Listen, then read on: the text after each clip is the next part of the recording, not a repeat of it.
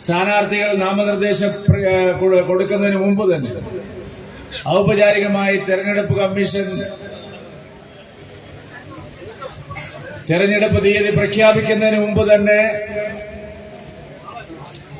ഒരു മണ്ഡലത്തിൽ sitting MP പരാജയം സമ്മതിച്ച് മാറിപ്പോയിരിക്കുന്നു. അതും ഭാരതീയ ജനതാ പാർട്ടിയുടെ എൻഡിഎയുടെ സ്ഥാനാർത്ഥി കാരണം. തൃശൂരിൽ സിറ്റിംഗ് എംപി മാറി നിൽക്കുകയാണ്.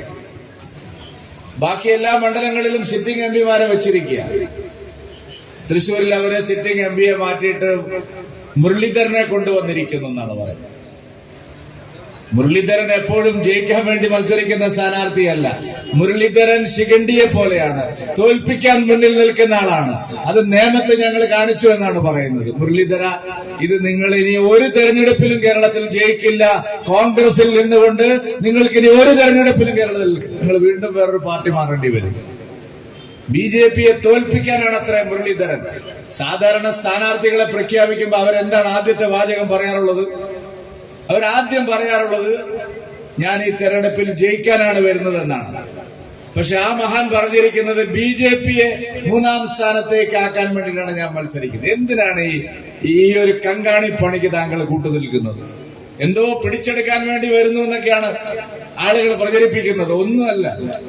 എന്താണ് മുരളീധരൻ തൃശ്ശൂരിൽ വരാനിടയായ കാരണം? ആലപ്പുഴ KC വേണുഗോപാലിന് വേണം. അതിന് മുരളീധരനെ ബലിയാടാക്കിയതാണ്.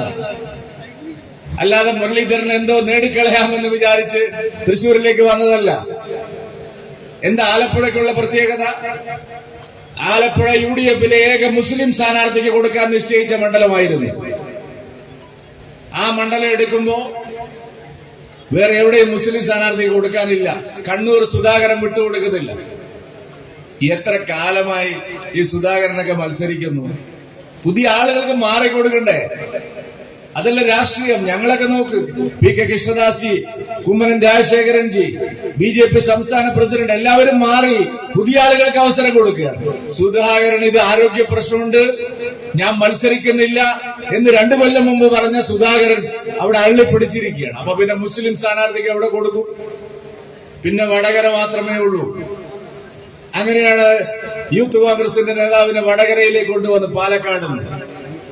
അപ്പൊ വടകരയിൽ മുരളീധരനെ തട്ടിയതാണ്, തൃശൂരിലേക്ക് തട്ടിയതാണ്. എന്നിട്ട് താത്വിക അവലോകനം നടത്തുകയാണ് BJPയെ തോൽപ്പിക്കാൻ.